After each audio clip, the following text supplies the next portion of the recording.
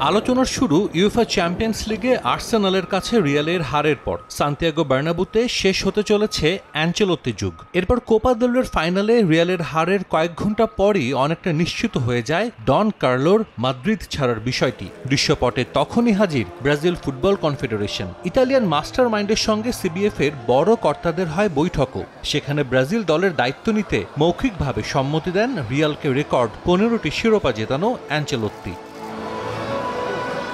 Spanish Brazilian সংবাদ মাধ্যমে ফলাও করে প্রচার করা হয় এই খবর। ব্রাজিল ফুটবলের ইতিহাসে সর্বোচ্চ বেতনপ্রাপ্ত কোচ হতে যাচ্ছেন ইতালিয়ান মাস্টারমাইন্ড অ্যানচেলোত্তি। দু এক জায়গায় এমন খবরও আসে জুন উইন্ডোতে ক্যাসেমিরোকে দলে ফেরাতে তার সঙ্গে কথাও বলেছেন তিনি। তবে এর 24 ঘন্টা পার না হতেই পুরো ঘটনার নাটকীয় মোড়। ব্রাজিলের কোচ হচ্ছেন না কার্লো অ্যানচেলোত্তি। ঠিক কি কারণে দুপক্ষের আলোচনা ভেস্তে গেল এ নিয়ে বিভিন্ন মাধ্যমে এসেছে ভিন্ন ভিন্ন খবর। স্প্যানিশ গণমাধ্যমগুলোর দাবি সৌদি আরব থেকে আকাশচুম্বী অর্থের প্রস্তাব পেয়েছেন অ্যানচেলোত্তি। 3 বছরের চুক্তিতে তাকে 150 মিলিয়ন ইউরো প্রস্তাব করতে চায় আল হিলাল। মূলত এ কারণেই ব্রাজিলের দায়িত্ব নিতে চান না বলেও খবর এসেছে।